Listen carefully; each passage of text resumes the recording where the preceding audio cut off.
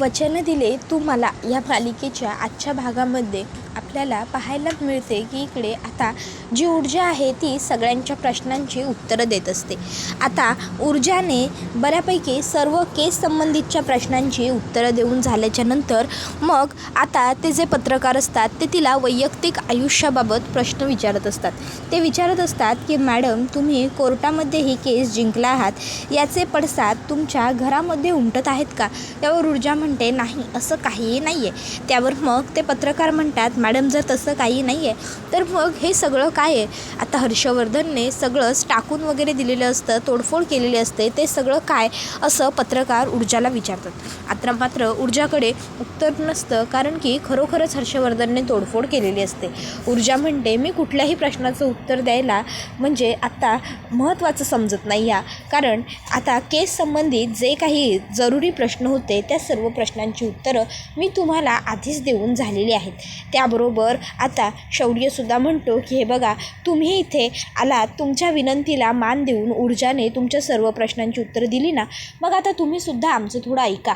कारण काय आहे म्हणजे शेवटी हे आमचं घर आहे, कोर्ट नाही. त्याबरोबर मग आता लगेचच सगळी लोकं म्हणतात की ठीक आहे मॅम. त्यानंतर मग ऊर्जा म्हणते की बरं, तुम्ही जर प्रश्न विचारणार नसाल तर प्लीज थांबा, चहा सरबत घेऊन जा, एवढ्या उन्हातून आलाय तुम्ही. त्यावरती लोकं नको नको मॅम, थँक्यू सो मच म्हणतात आणि निघून जातात. त्याबरोबर मग शौर्य जो असतो तो आता लगेचच विचारू लागतो, मॉम हे सर्व काय आहे, हा काय प्रकार आहे? उत्तर न देताच विजया निघून जाते. तर इकडे आजी ऊर्जाला म्हणते, ऊर्जा खरोखरच तू खूप मोठी कामगिरी केली आहेस बेटा, एवढी मोठी केस जिंकलीस, शाब्बास. त्याबरोबर मग ऊर्जा म्हणत असते आजी हे सगळं काय आहे? त्याबरोबर मग आजी म्हणत असते त्या सगळ्याकडे तू लक्ष देऊ नकोस, जा तू फ्रेश होऊन घे. आदित्य, शौर्य, जा बेटा, तुम्हीसुद्धा चेंज करून घ्या. एवढं बोलून आजी तिकडनं जाते. तशी लगेचच दिव्या पुढे सरसावते आणि म्हणते, अगं ऊर्जा, तू केस जिंकलीस ना, याचा बाबांना फार राग आला बाई, म्हणून बाबांनीच ही सगळी तोडफोड केली. आता मला तर बाबा खूप कॉन्फिडन्स होता की ही केस तू हरणार आणि बाबाच जिंकणार, म्हणून मी एवढं छान डेकोरेशन वगैरे करून ठेवलं होतं. पण कसलं काय, बाबा हरले आणि तू जिंकलीस. आता मला तुझं खूप वाईट वाटतं आहे गं. आता हे सगळं तुला साफ करावं लागणार ना, नाही काय? आपल्या कामवाल्या मावशी सुट्टीवर गेल्यात ना, म्हणून. काय गं, एवढी मोठी केस जिंकलीस तू, पण साधं घरामध्ये सेलिब्रेशनसुद्धा करू शकत नाही. खूप वाईट वाटतं आहे गं ऊर्जा, मला खूप वाईट वाटतं आहे. I am feel very sad for you. पण आता काय करणार, जाऊ दे, आवरून घ्या, हां सगळं व्यवस्थित साफ कर, चल. आणि मग ती तिकडनं निघून जाते. नंतर ऊर्जा देव्याईकडे येते. देव्याईचं दर्शन घेत ऊर्जा आता म्हणत असते, देव्याई, खरंच तू जी शक्ती माझ्यात दिलीस आज केस लढण्यासाठी, तशी शक्ती जर तू प्रत्येक नारीच्या आत दिली असशील ना, तर मग नारीला कुठेही मागे पडण्याची कधीच गरज पडणार नाही, कुठेही हरायची तिच्यावर वेळ येणारच नाही, कारण तू तिच्यासोबत असशील. आता तू मला तिकडच्या मोठ्या लढाईत तर अगदी हिमतीने उभं राहण्याचं बळ दिलंस, पण आता घरातल्या लढाईतसुद्धा मला तितक्याच हिमतीने उभं राहण्याचं बळ दे. घरात सगळेच नाराज आहेत. त्याबरोबर दुसऱ्या बाजूला आदित्य इकडे काम करत असतो, तर दिव्या ही मोबाईलवर रील बघत असते आणि त्यावेळी ती आदित्यकडे येते आणि म्हणते, आदित्य आदित्य हे बघ ना, अरे वाव, केवढं भारी आहे हे, by one get one free. Aditya, चल ना आपण शॉपिंगला जाऊया. आदित्य. त्याबरोबर आदित्य म्हणतो, तुला कळतं का गं काही, घरामध्ये काय सिच्युएशन आहे दिव्या? घरात सगळेजण टेन्शनमध्ये आहेत, स्ट्रेसफुल आहेत. डॅड एवढी मोठी केस हे झालेत आणि त्या सगळ्याचं टेन्शन सोडून तुला कायच करायचं आहे, तर तुला शॉपिंगला जायचं आहे. त्याबरोबर मग ती म्हणते, हे बघा आदित्य, मला तुझ्या घरच्यांचं काही सांगू नकोस. आदित्य म्हणतो, दिव्या काय बोलते आहेस तू हे? त्यावर दिव्या म्हणते, हो बरोबरच बोलते ना मी, हे बघ, मला ना तुझ्या घरच्यांचं काहीही सांगू नकोस. तुझ्या घरच्यांचं कसं आहे माहिती आहे का, तुझ्या घरचे ना उगाचच्या उगाच गोष्टींचा नुसता बाऊ करत असतात. एवढ्याशा गोष्टीचा एवढा तो इगो तयार करतात.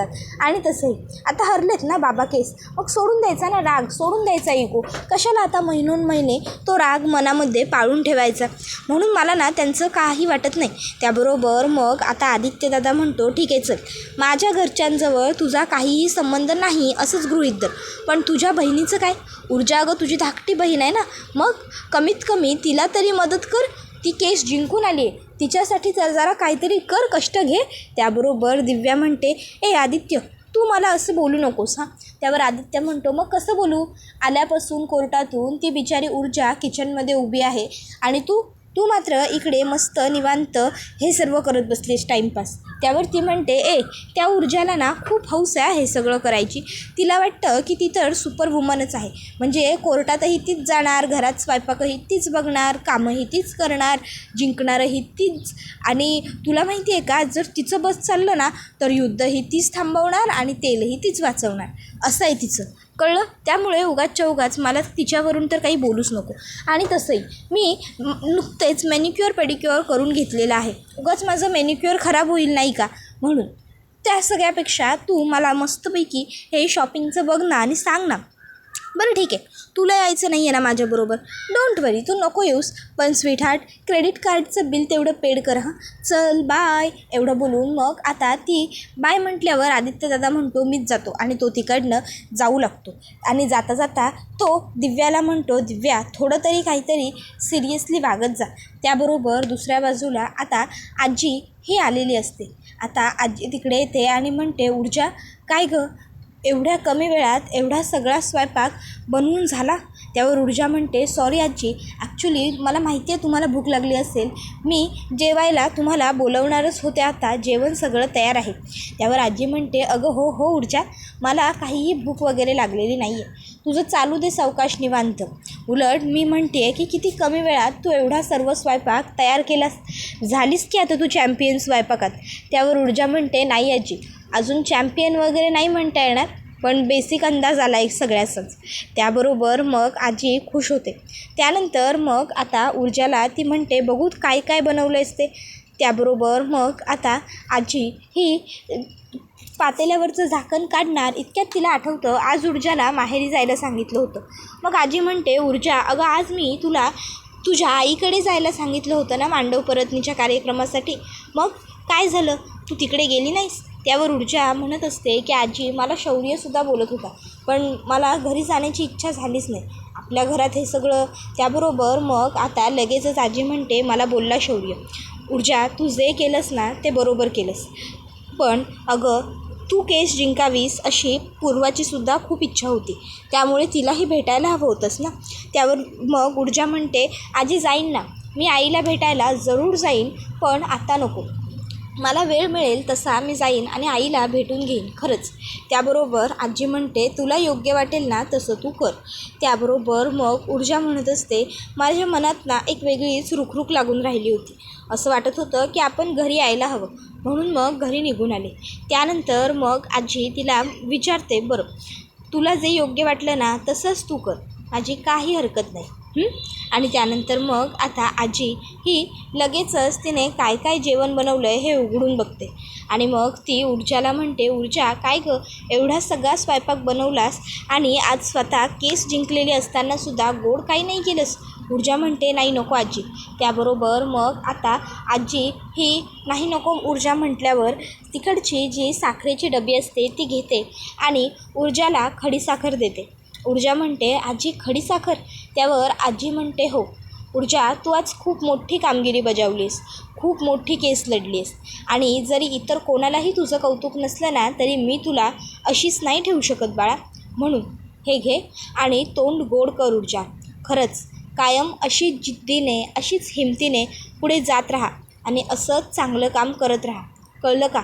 त्याबरोबर हे ऐकून ऊर्जाला आजींवरती गर्व वाटतो, ऊर्जाला छान वाटतं. मग आजी आणि ऊर्जा दोघीजणी एकीमेकीला मिठी मारतात. आता हे सगळं छान छान यांचं सुरू असतं आणि लपून हे विजया बघत असते. आता विजयाला मात्र ह्या सर्व गोष्टी बघून खूप जास्त राग येत असतो आईसाहेबांचा. तर मग दुसरीकडे आता जी ऊर्जा आहे तिने जेवणाची सगळी तयारी केलेली असते आणि आता तिकडे जेवणासाठी घरातली फॅमिलीसुद्धा येत असते. दिव्या आलेली असते. दिव्या म्हणते, मला तर खूप भूक लागली आहे ऊर्जा, अगं काय बनवलं आहेस तू? त्याबरोबर मग आता ऊर्जा काही बोलत नाही. इतक्यात आता त्या ठिकाणी आदित्य, शौर्य, आजी हे तिघंसुद्धा येतात. मग इतक्यात विजया तिकडे येते आणि म्हणते, हे आज जेवणार नाही आहेत यांनी सांगितले.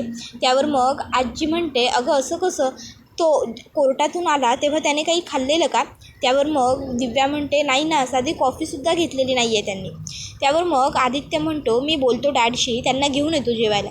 विजया म्हणते नाही नको आदित्य, ते जेवणार नाही, नको जाऊस उगाच. त्याबरोबर मग विजयासुद्धा जात असते.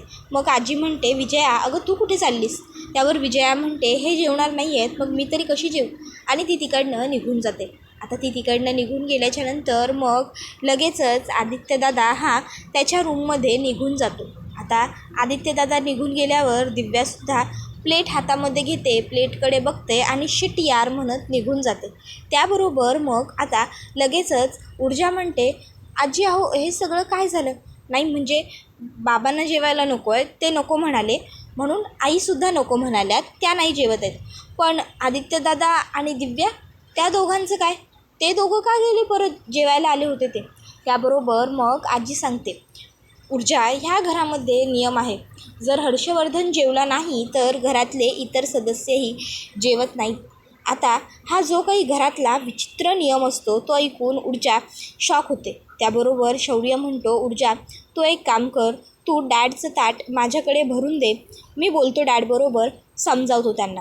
त्याबरोबर लगेचच ऊर्जा होकारार्थी मान डोलावते आणि शौर्यकडे आता हर्षवर्धनच्या जेवणाकरताची प्लेट भरून देते. मग शौर्य हा हर्षवर्धनच्या रूममध्ये आलेला असतो. तो म्हणत असतो डॅड डॅड, पण हर्षवर्धन हाक देत नसतो. विजया म्हणत असते अहो थोडंसं पाणी घ्या, पाणी प्यायला तर जरा कमी वाटेल तुम्हाला त्रास, बरं वाटेल. तर इकडे हर्षवर्धन शौर्यला हाकच देत नाही. मग शेवटी शौर्य हा हर्षवर्धनच्या शेजारी बसतो आणि मग आता तो हर्षवर्धनला म्हणतो डॅड ऐका ना, आणि मग तो हर्षच्या खांद्यावरती हात ठेवतो. आता शौर्यने हात ठेवल्याबरोबर हर्षवर्धन ताबडतोब तो हात बाजूला करून ठेवतो. मग शौर्य म्हणतो डॅड ऐका ना माझं थोडं, काय चाललं आहे तुमचं? हे बघा मला माहिती आहे की तुम्ही खूप रागवलाय, खूप चिडलाय, पण म्हणून त्याचा राग तुम्हाला जेवणावर काढायची काय गरज आहे? प्लीज जेवून घ्या ना तुम्ही. त्याबरोबर मग विजया म्हणत असते की शौर्य हे बघ उगाच त्यांना फोर्स करू नकोस, जा इकडनं. त्याबरोबर शौर्य म्हणतो डॅड अहो तुम्ही जेवला नाही आहेत ना, त्यामुळे कोणीही जेवलेलं नाही आहे. विजया म्हणते आम्ही कोणीही तुम्हाला उपाशी राहायला सांगितलेलं नाही आहे, तुम्हाला जर हवं आहे तर तुम्ही खाऊन घेऊ शकता, समजलं? त्याबरोबर मग शौर्य म्हणतो डॅड अहो ऐका तरी. त्याबरोबर मग हर्षवर्धन हा म्हणत असतो त्या मुलीने बनवलेलं मला काहीही नको आहे. विजया आत्ताच्या आत्ता निघून जायला सांग याला इकडनं. त्याबरोबर मग शौर्य हा हर्षवर्धनला म्हणत असतो डॅड अहो असं काय करताय? त्या मुलीने बनवलेलं नको आहे म्हणजे? डॅड कोर्टात तुम्हाला ज्या वकिलाने हरवलं त्या वकिलाने हा सर्व स्वयंपाक बनवलेला नाही आहे, हा सर्व स्वयंपाक तुमच्या सुनेने बनवलेला आहे. त्यामुळे प्लीज हे सगळं खायला नाही नका ना म्हणू, प्लीज डॅड जेवून घ्या. त्याबरोबर मग हर्षवर्धन विजयाला पुन्हा म्हणतो विजया मला काही ऐकायचं नाही आहे, ह्या मुलाला सांग की हा इकडनं बाहेर जाईल. त्याबरोबर मग विजया म्हणते शौर्य प्लीज तू जा, नाहीतर ते रागवतील आणि मला पुन्हा त्यांना रागवलेलं नाही बघायचं आहे. तर दुसऱ्या बाजूला दिव्या मस्त लाडू अर्पत असते, चिवडा खात असते. इतक्यात तिकडे ऊर्जा येते. ऊर्जा म्हणते दिव्या अगं काय गं, काय सुरू आहे हे सगळं तुझं? दिव्या म्हणते काय म्हणजे दिसत नाही आहे का, चिवडा आणि लाडू खाते येते. वा वा वा, काय कमाल लाडू केलेत गा आईने, खरंच. त्याबरोबर मग ऊर्जा म्हणत असते अगं ते दिसतंय मला की तू चिवडा आणि लाडू खातेस, पण तू का खातेस यावेळी चिवडा आणि लाडू? हाच प्रश्न तर मी विचारते ना तुला. घरामध्ये सर्व स्वयंपाक तयार आहे दिव्या, मग घरात जेवण असताना तुला हे चिवडा लाडू ह्या सर्व गोष्टी खाण्याची काय गरज आहे? सरळ जेवून घे ना जर भूक लागली आहे तर. त्याबरोबर मग दिव्या म्हणत असते की काय ना तू या घरात नवीन आहेस, त्यामुळे तुला या घरातले नियम माहीत नाही आहे, म्हणून तुला मीच सांगते. या घरातला नियम आहे, जर बाबा जेवले नसतील ना तर घरातले इतर कोणीही सदस्य जेवत नाही, पण मी का उपाशी राहू ना, म्हणून मग मी चिवडा आणि लाडू खाते. त्याबरोबर ऊर्जा म्हणते अगं दिव्या पण मग जर तुला चिवडा लाडू हे सगळं खायचं होतं तर तू प्लेटमध्ये आणायचं होतंस आणि रूममध्ये बसून खायचं होतंस. हे असं किचनमधून डब्बे घेऊन येणं बरं दिसतं का दिव्या? काय गं काहीही करतेस कशी गं तू? त्याबरोबर दिव्या म्हणते गप गं तू, आणि तसंही हे डब्बे इथेच होते. ऊर्जा म्हणते इथेच कसं शक्य आहे दिव्या? हे डबे आईने जेव्हा मला दिले होते तेव्हाच मी किचनमध्ये आणून ठेवले होते. मग हे डबे आपल्या खोलीत कसे येतील? त्यावर मग दिव्या सांगते, हे डबे खोलीत आले कारण मी आणून ठेवलेले, तू माहेरी जेव्हा परत गेली होतीस ना तेव्हा. कारण काय ना, ह्या घरात ह्या डब्यांना कोणीही हात लावला नसता, यातलं कोणी काही खाल्लं नसतं. म्हणून मग मी विचार केला की हे सगळं वाया जाण्यापेक्षा मी माझ्या खोलीमध्ये नेऊन ठेवते, मी खाईन तरी. आणि म्हणून मग मी हे सगळं काही इकडे आणून ठेवलं. खाऊ देत गं मला आता ऊर्जा. आणि हो, जर तुलाही भूक लागली असेल तर तुलाही मी 2 घास देईन ना, पण मला नजर लावू नकोस खाताना. आणि मग दिव्या पुन्हा खायला सुरुवात करते. त्यावेळी ऊर्जा म्हणत असते, दिव्या अगं हे असं काय करतेस? हे बरं दिसतंय का? का अशी वागतेस? त्याबरोबर मग आता लगेचच दिव्या ही गप्पच राहते. तर दुसऱ्या बाजूला शौर्य हा हर्षवर्धनला म्हणत असतो, डॅड ऐका ना माझं थोडंसं, प्लीज 2 घास तरी खाऊन घ्या ना डॅड. अन्नावरती राग काढण्याची काय गरज आहे तुम्हाला? त्याबरोबर मग विजया हिला हर्षवर्धन म्हणतो, विजया मी तुला कितींदा सांगतोय, ह्या मुलाला इकडनं जायला सांग, मला काही ऐकायचं नाही आहे. मग विजया म्हणते, शौर्य हे बघ, त्यांना तुझं काहीही ऐकायचं नाही आहे, सो प्लीज तू इकडनं जा. आणि राहिला प्रश्न त्यांच्या जेवणाचा किंवा त्यांच्या तब्येतीचा, तर त्या सगळ्याची काळजीसुद्धा तुम्ही कुणीही करण्याची काहीही गरज नाही आहे. इथे मी त्यांची बायको आहे, त्यांची काळजी घेण्यासाठी समर्थ. त्यामुळे तुम्ही सगळ्यांनी जा आणि जेवून घ्या.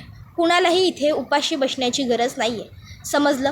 प्लीज शौर्य, मला काही ऐकायचं नाही आहे, आता तू जा. त्याबरोबर मग शौर्य म्हणतो, डॅड अहो पण. त्याबरोबर विजया म्हणते, शौर्य तुला सांगितलेलं समजत नाही आहे का? की तुला समजून घ्यायचंच नाही आहे? मी सांगितलं ना की जा म्हणून, तर प्लीज जा, मला काही ऐकायचं नाही आहे. त्याबरोबर मग आता लगेचच हर्षवर्धन हा सुद्धा विजयाला पुन्हा म्हणतो, विजया मला काही ऐकायचं नाही आहे. त्याबरोबर मग शौर्य म्हणतो, डॅड अहो मी एवढं तुम्हाला सांगतोय, फोर्स करतोय, प्लीज 2 घास तरी खाऊन घ्या ना माझ्यासाठी.